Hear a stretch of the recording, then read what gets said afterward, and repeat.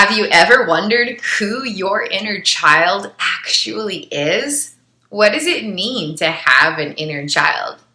My 25th thesis statement is that at the core of every human being exists neural wiring of childhood versions of themselves. Because every year adds information into the foundations of the neurobiological social engagement system where our inner child resides, we actually each have inner child aspects from every year of life. We have aspects of our inner child from infancy, aspects of our inner child from toddlerhood, through every year of life, all the way through adolescence, where we have aspects of our inner child as a teenager. And I'm really excited to explore this in depth. For several years, I experienced alternate states of consciousness of my inner children, where versions of childhood me's existed and operated independently as their own distinct states of personhood. As I gained co-consciousness with these age-regressive states, I had the most profoundly dynamic, unique opportunity to explore my neural networks from childhood and to directly witness how they impacted automated unfoldings of personal experience. What I discovered was astronomically, mind-bogglingly, awe-strikingly wondrous. These age-regressive states of my consciousness unconsciously, so automatically in nanoseconds, beyond direct perception, beyond what can be immediately chosen or observed, automatically, unconsciously, we're experiencing all the different styles of personal experience that were encountered during early childhood. This includes facial features. So the way that eyebrows automatically move, the way that the mouth automatically moves, the way the mouth automatically smiles, the way the eyes move and have unconscious gestures and postures, and the way the nose moves. Like there was one state of consciousness that had little crinkles here when she smiled, but that never happens to me now. The way the cheeks move and the way the entire facial features and different muscles and elements of this miraculous face unconsciously and automatically engage, especially stemming from activity in the hindbrain where lots of cranial nerves contribute to this style of activity. These age-regressive states of consciousness also experienced vocal vibrations that mirrored how the voice would automatically speak during stages of early neurodevelopment. So have you ever listened to a child talk? The way that they speak is very different from the way that an adult speaks. The way that their voice automatically engages is very, very different because it's still developing, it's still maturing. And so the way that the voice automatically engages from the tone and the volume and the way that this sound comes out to the way the tongue moves and creates the clarity of words and language. All of that was different during these age-regressive states of consciousness. Welcome to Ocean's Snack Shack. Next, we got everything set up, so no matter what I need, it's here, and I don't have to interrupt my process to find something. Welcome to Ocean's Snack Shack. Next, we got everything set up, so no matter what I need, it's here, and I don't have to interrupt my process to find something. Hi friends, this is a unicorn in her natural habitat. In addition, different styles of communicating were different. Access to language centers was different. My body unconsciously remembered what it was like to process language as a 6-month-old infant, as one of many examples. Let me tell you, 6-month-olds process language very differently from a grown adult body. There's no ability to get to the left brain. Everything is right brain. And so instead of understanding words have absolutely no meaning. And the processing of language was completely dependent on eye contact, bodily postures, and facial features, energetic components of communication.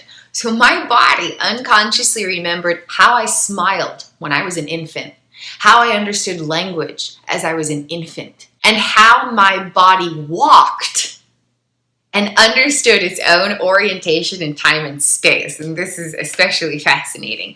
So when you're a child, your orientation in time and space is very different than when you're an adult. There's a couple different elements. One is physical balance. When you're an adult, walking is easy. You've been doing it for years and years and years, and you're like a professional at walking. Like every adult gets like a mega trophy award. You're an amazing walker.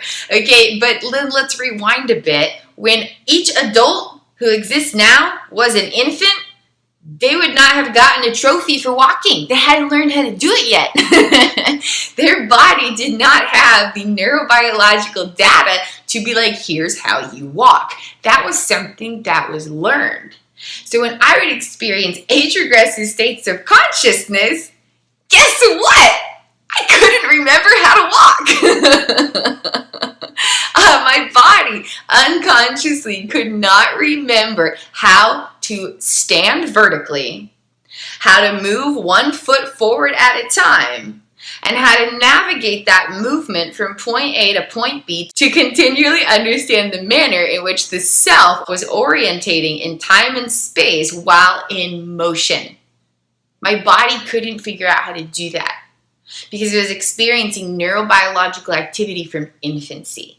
So our bodies remember what it was like to be an infant, is what I was learning. And then when you're a toddler or whatever stage you've kind of started to figure out how to walk, walking is still not what it is when you're an adult. You take little steps, and there's like this really intense balancing act going on because it's not totally automatic. So walking takes a lot of focus, man. Like walking takes like extra mega focus because your body doesn't know how to do it completely automatically yet. You're still in the learning stages of getting that neural data ingrained, right? So walking takes a lot of effort. It's tricky to balance, and even just getting distracted, you might just randomly trip and stumble, right? And so when a toddler is walking, it looks and feels very different than an adult walking. The body is smaller, the legs are much shorter, you're much closer to the ground, there might be difficulties balancing, the legs might kind of stand far apart because you're like trying to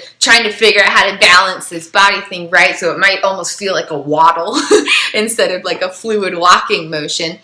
The walk. It always turns to ever so slightly more like a waddle when I'm age regressing. The way a toddler walks is very different from the way an adult walks. When I was experiencing dissociative age regression, my body unconsciously was reliving what it was like to learn how to walk around toddlerhood. And so our bodies have all the data from what life was like during stages of neurodevelopment. Our inner child is literally existing in the neurobiological data existing and operating beyond direct perception and immediate awareness. When that neural data has connectivity with more recent data, it does not engage independently. So we won't understand that data is still there because it's not having its own distinct experience. It's connected, and so we're just up here as our grown adult in experience.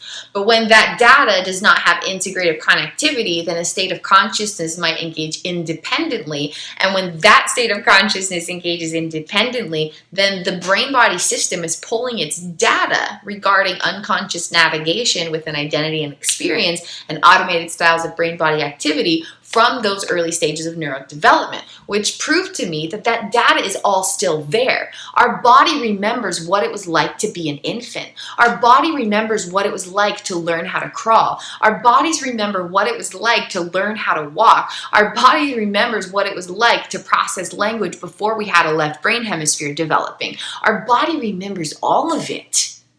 All of it. The other aspect about self-orientation in time and space is understanding processing of reality in relation to visual eyesight and the height of the body. Okay, so our body remembers what it was like to be oriented in reality when the body was 1 foot tall. That's kind of cool to think about, right?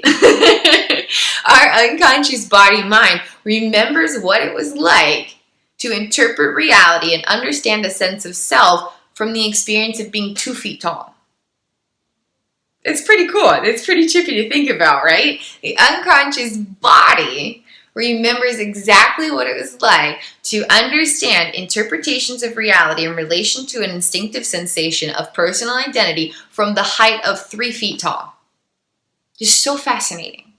For example, do you know there's little cars that kids drive around in? It's these little like plastic cars, and they're big enough for a child to fit inside, and then they can kind of move around with their feet, or maybe there's pedals or something, and they sit in this little car and they can go around the sidewalk and stuff, okay? But these cars are like, like this tall or something. Like they're really small, but they're big enough for a child to fit in, okay? Obviously, an adult body could not fit inside of a car like that. It couldn't happen. It couldn't happen. The adult body could not squeeze itself in there no matter how hard you try. You'd have to eat one of those candies from Alice in Wonderland so you can shrink down. You could not fit your grown adult body in a car like that. But the unconscious body remembers what it was like to be small enough to fit inside of one of those vehicles. And it's important to remember that neural wiring is how we understand our automated sensations of identity and personal reality.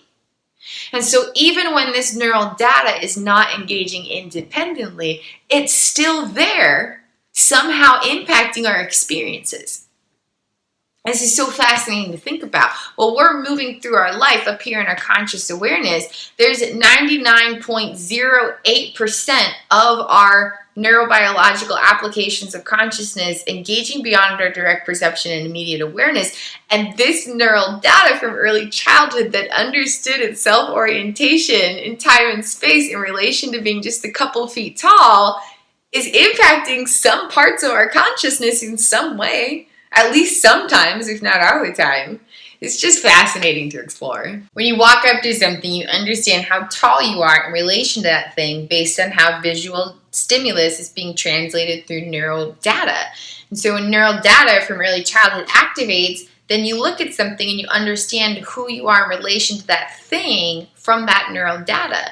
And so if you see a tree, then you think that you're a 3 foot tall child looking up at this really big tree, rather than a 5'6" adult who is almost as tall as the tree. So orientation in time and space is very different for children and infants, and that neural data, how the unconscious body-mind remembers that experience of orientating from those smaller perspectives, physically smaller perspectives, all that data is stored in our body. So let's throw in the topic of baby pictures here. When you look at a picture of yourself as a baby or maybe a toddler, how do you know that that's you?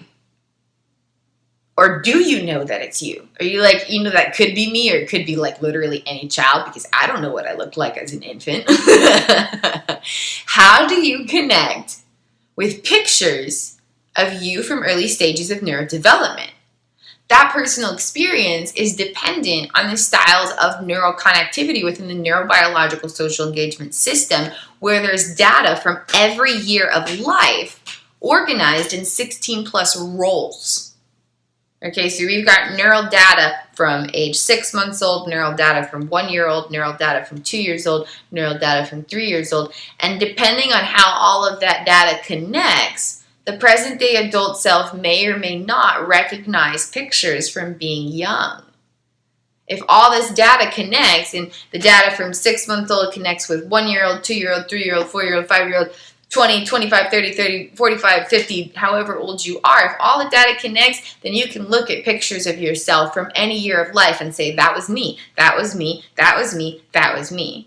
But when that neural data doesn't connect, then the adult self who is here might look back and be like, that doesn't really seem like it's me. I don't resonate with that person being me. I don't recognize that as being someone I was. You might look at pictures of yourself from early childhood and be like, I don't connect with that being me, or that being someone of who I was. It's fascinating to explore this because our unconscious body-mind remembers self-recognition from all periods of life. When I was experiencing life with adaptable consciousness condition, where I lived with over 24 states of consciousness, over 20 plus independent persons living in one body, each state of consciousness had their own automated style of self-recognition. When I was in some states of consciousness, I could look at pictures of myself from age 4 and be like, that's exactly who I am. But then I would look in a mirror and have no clue who was staring back at me because I didn't have access to neural data from adulthood. When I experienced age regression all the way back to infancy, I would look at pictures of me as a baby and understand unconsciously that that is who I am. And then again, I would look in a mirror or look at pictures from adulthood and I would feel so confused because I didn't have access to neural data from adulthood that told me that that was who I was. In other states of consciousness, I would look at myself and recognize me as an adult in the mirror or updated photos of myself, and then look at pictures of me from infancy and be kind of confused. Like, that could just be any baby. That could just be any baby. I don't really know if that's me or not. Because this region of neural wiring didn't have integrated connectivity with this other neural data gathered from different years of life, filed in different roles within the neurobiological social engagement system. They were all existing and operating independently of one another and affecting automated styles of personal experience. So our unconscious body-mind remembers self-recognition from every period of development. Our body remembers how to recognize itself as a baby. Our body remembers how to recognize itself as a toddler. Our body remembers how to recognize ourselves from all the different periods of life. This is so beautifully fascinating to explore. Our unconscious body-mind remembers everything about experiencing itself before our conscious awareness had even developed. Automated styles of bodily postures and facial features are another fascinating component to this concept. Our unconscious body-minds remember what it was like to smile at age 1.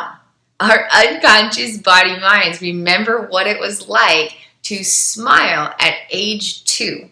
And I don't know if you've ever looked at pictures of you from early childhood, but the way the body smiles changes over time. You don't have the exact same facial features that you had when you were 6 months old. The body goes through these stages of developing, and how all of this happens, the way the eyes move, the way the eyebrows move, the way that muscles in the forehead engage, the way that the cheeks move, and the way the cheeks move when you smile or frown, the way that the mouth moves when you smile or frown, the way that the nose moves when you smile. Like, you might smile and there might be crinkles here. You might smile and there's no crinkles there. All the different components of this stem from neurobiological activity as implicit neural data engages with brain-body operations such as cranial nerves in the hindbrain. The way that the body instinctively creates automated facial expressions and the way that automated facial features naturally posture themselves.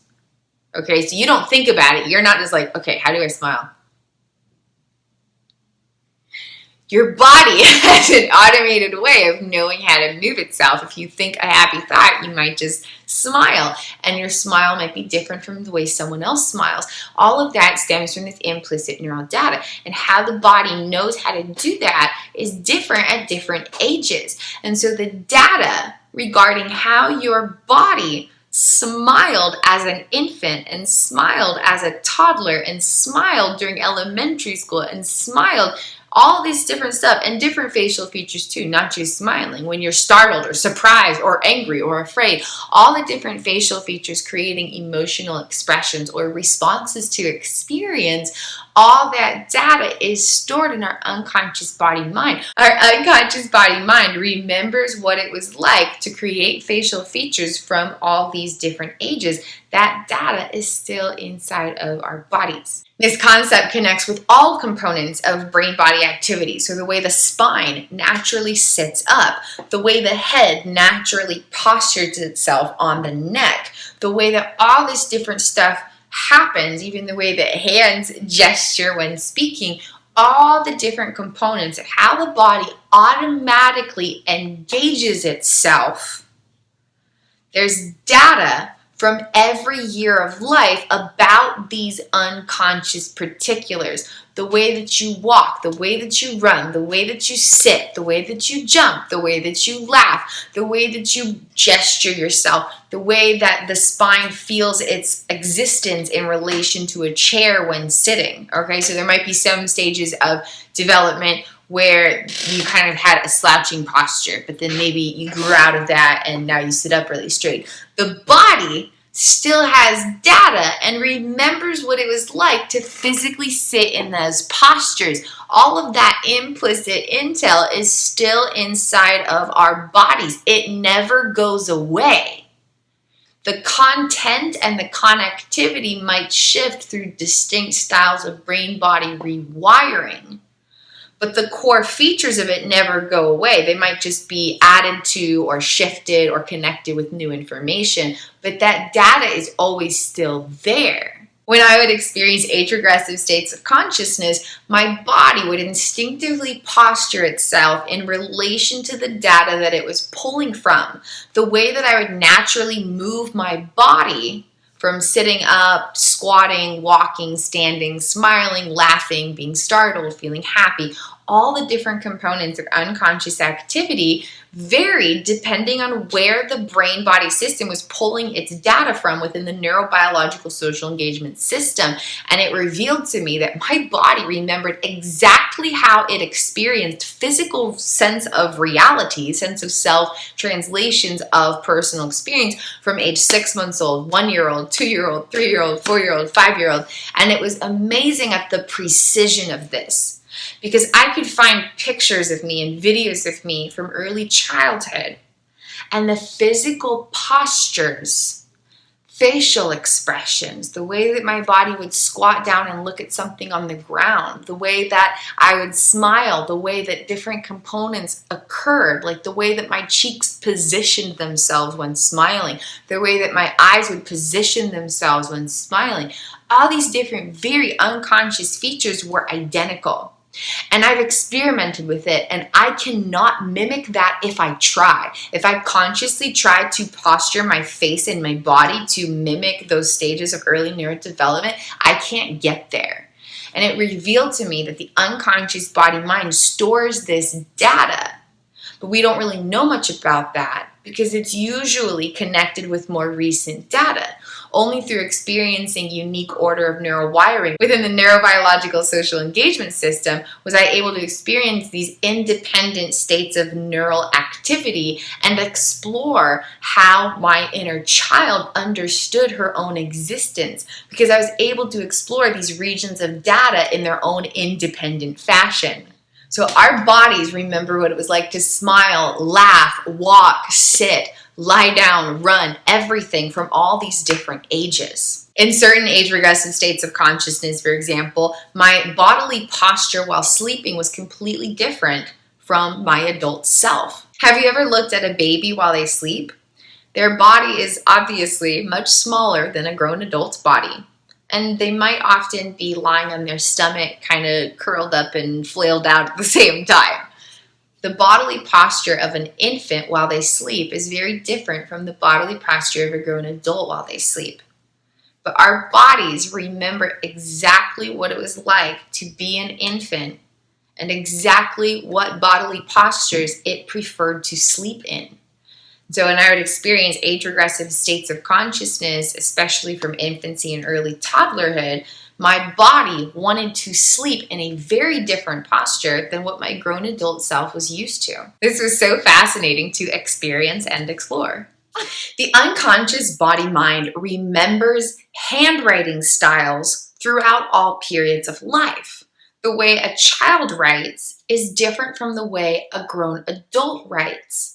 As the brain develops, the way that the hand automatically understands how to shape letters often shifts. Writing in different fonts, such as cursive versus plain script, writing with different sizes of letters, such as writing very small or writing with really big, boisterous letters.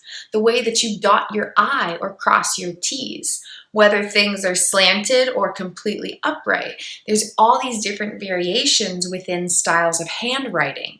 Every human being has a different style of handwriting from one another, and then even more fascinatingly, every human being has different styles of handwriting throughout their lifetime. There may be minor to major shifts, but every person writes differently when they're 7 years old versus 30 years old versus 80 years old.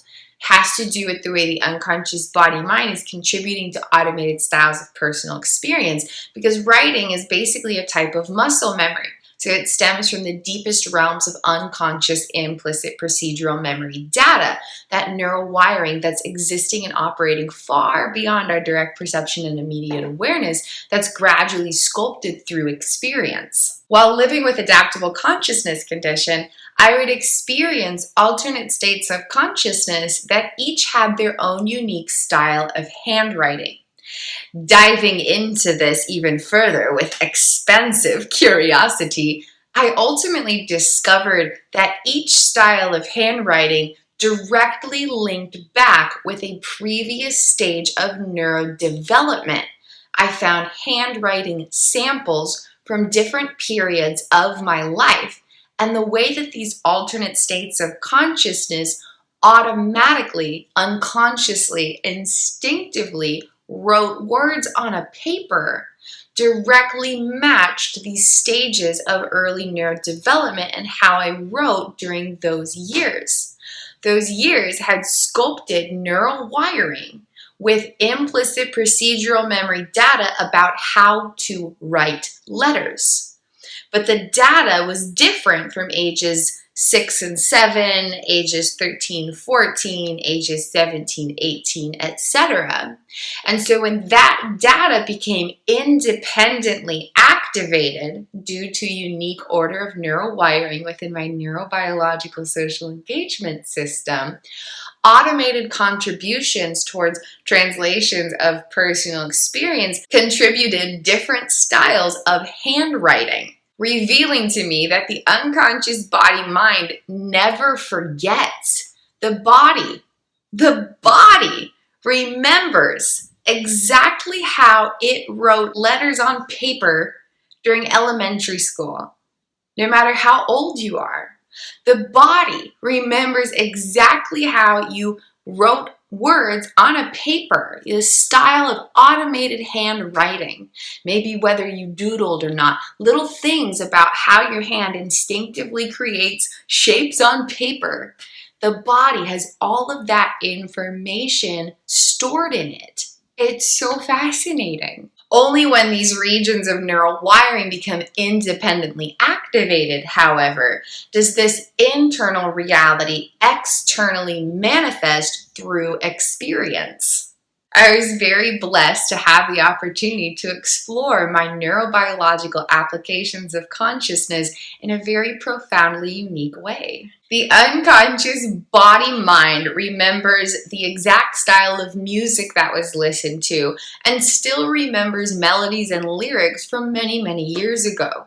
When experiencing independent activations within my neurobiological social engagement system, I had no access to any neural wiring from the past 10 years. Yet I could remember every single word to dozens of songs that I listened to during middle school. So astounding. The body never forgets. It remembers everything, personal preferences, all of it. The movies that you watched, the styles of jokes that you enjoyed, the phrases that you randomly say. You might have had a phrase that you said in middle school or high school, but you don't say that anymore. But the unconscious body-mind remembers it. All that data is still there. It just only externally manifests when that intel is independently activated, which most frequently occurs within unicorners.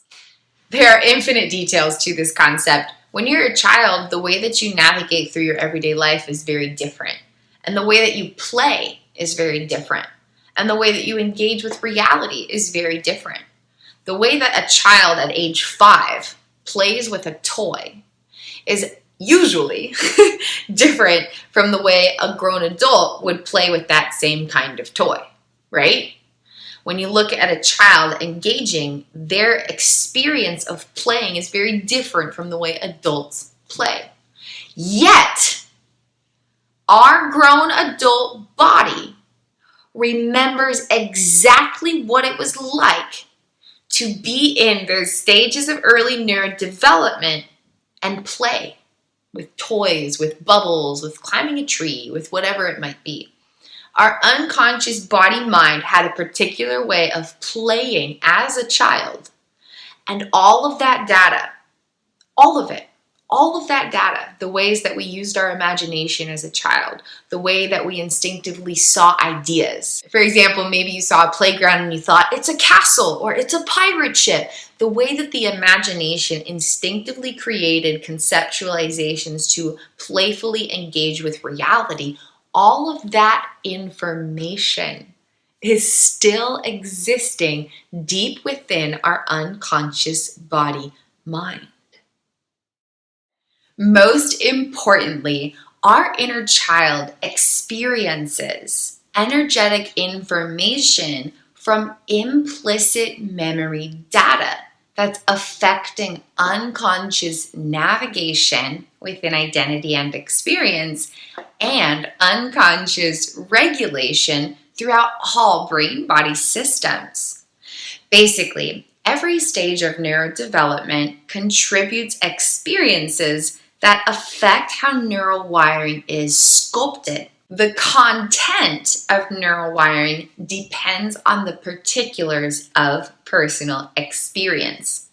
The connectivity of neural wiring depends upon attachment well-being during those experiences. The content and connectivity of neural wiring creates a unique style of inner reality for our inner child. Something that forever fascinates me about this process is how every nanosecond is creating energetic information. So we think of information as like, there was that day, or there was that week, or there was that year, but the unconscious body-mind is gathering pieces of information in every nanosecond.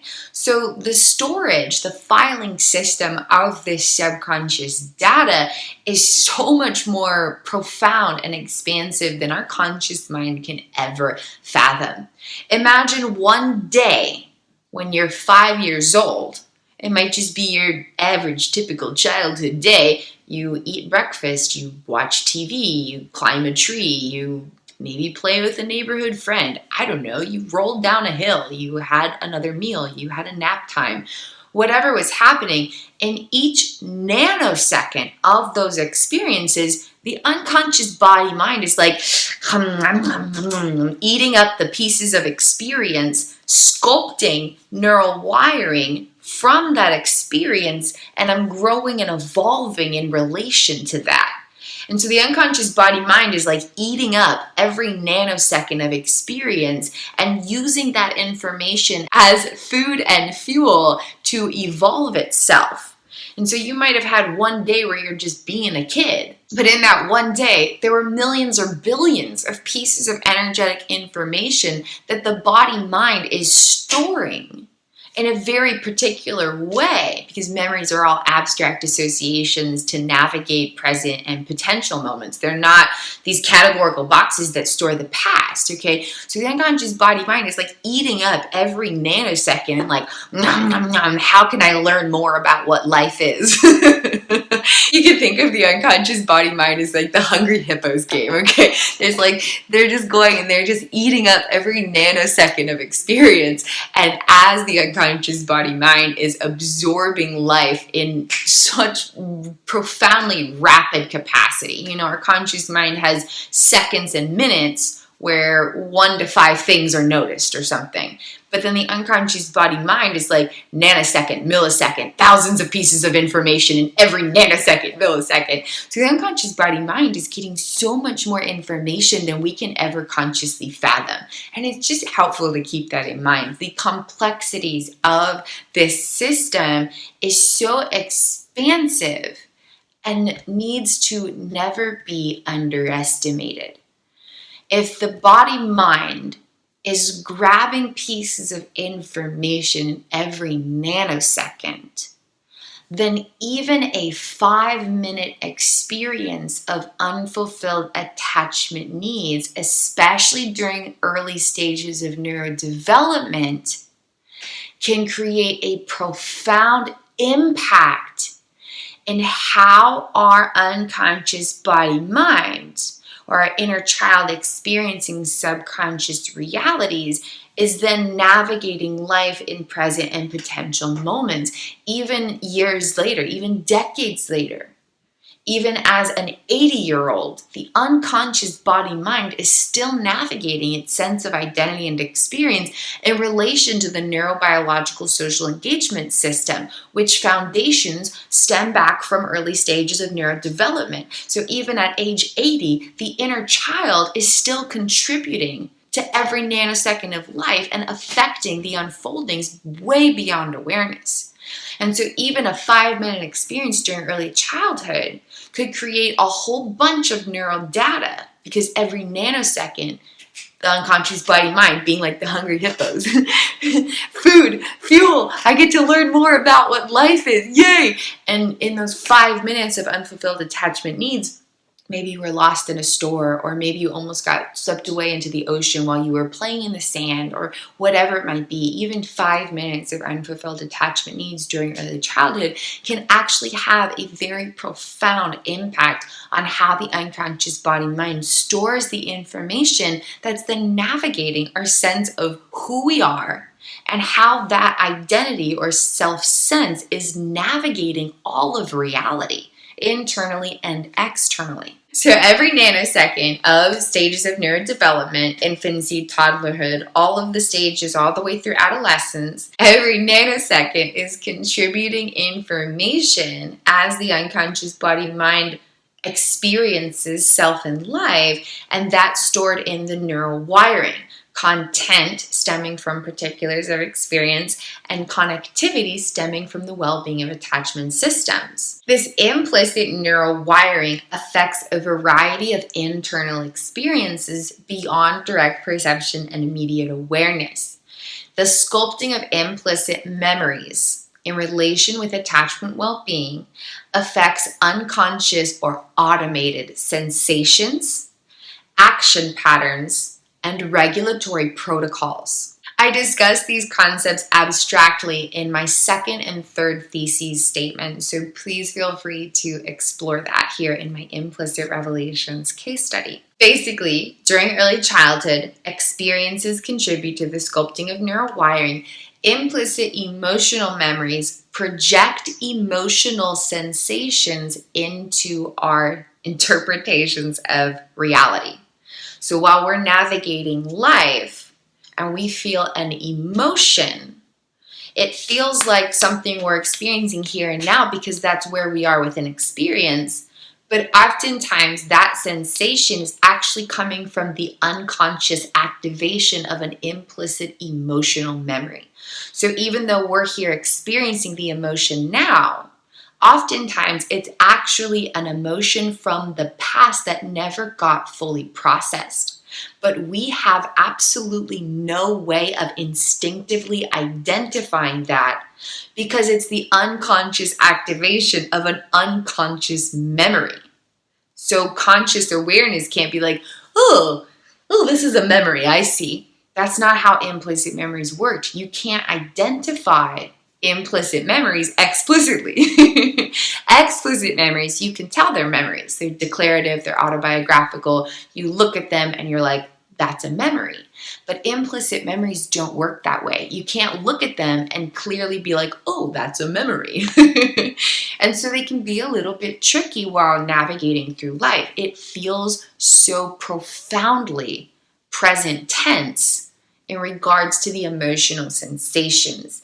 It takes a very tricky craft to be able to recognize that this is the activation of an implicit emotional memory. You can actually find out a little bit more about this in my Implicit Projections booklet booklet on my website, and I describe this in much more detailed depth with a lot of updated information in my book, Liberated Consciousness. So please do feel free to explore those magics on my website at kristinwindsor.com/gifts and kristinwindsor.com/liberated.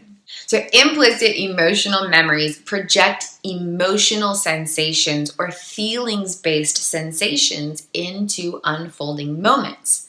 So our inner child experiences emotional sensations from childhood regardless of where the present day adult self is. So there might be an adult self who's up here, 44 years old, thriving in life, doing super great, super well. Life is peachy keen, dandy, rosy gold, all the magics. But they had an experience during childhood that was not so peachy keen, not so rosy gold. It feels like a long time ago. It feels like it doesn't matter. It's in the past. It happened. It's no longer happening. It's irrelevant, right? No, wrong. That implicit neural wiring is still affecting their inner child, but the adult self might not know about it directly. And it might manifest covertly in unique ways. There might be these moments of irritability or moments of frustration or certain moments of sensations, but they come and they go, and so they keep moving on with their life, right? So the adult self is over here. It's been decades. They're doing fine, so why bother going back to that, right? But meanwhile, in the subconscious reality of their unconscious body-mind, their inner child, many parts of their self-essence, trillions of aspects of their consciousness are first-handedly experiencing energetic projections from that neural data. So while the adult self is up here, their inner child is still here experiencing emotional sensations from childhood. And if those were very unpleasant emotional sensations, then their inner child is suffering unnecessarily in every nanosecond. And that's an important reality to attune with.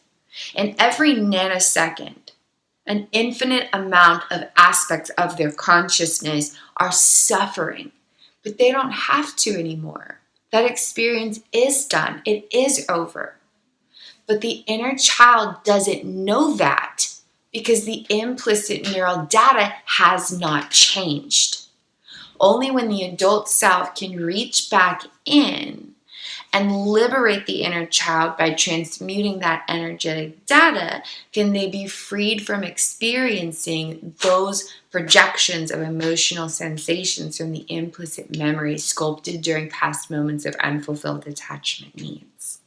Very important reality to attune with along any type of healing journey through life. So the first aspect of this little piece I'm exploring here is that our inner child experiences emotional sensations or feelings-based sensations from early childhood, because those experiences during neurodevelopment sculpted neural data.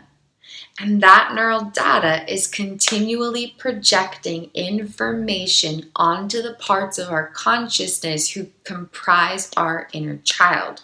Our inner child is here in our subconscious realities, experiencing the unconscious body-mind beyond direct perception and immediate awareness, and their entire reality is dependent on the well-being of neural wiring sculpted during early stages of neurodevelopment, especially during the first 15 years of life. And again, any experience of unfulfilled attachment needs may sculpt unpleasant emotional sensations. This, of course, ranges along a spectrum. Being chosen last during a group game or activity, for example, would have been just a few seconds or a few minutes of one day of many years with subtle lack of internal need fulfillment. Maybe they didn't feel loved or appreciated. Maybe they didn't feel supported or respected in that moment of being chosen last during this group game or activity.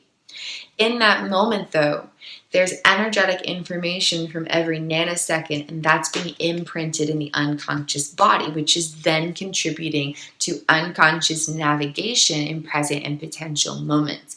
So there might be feelings of unworthiness, or feelings of being disconnected, or feelings of not trusting other people, or whatever it might be. And then the inner child is still experiencing those emotional sensations, whether we realize it or not. Our adult self might not be feeling that.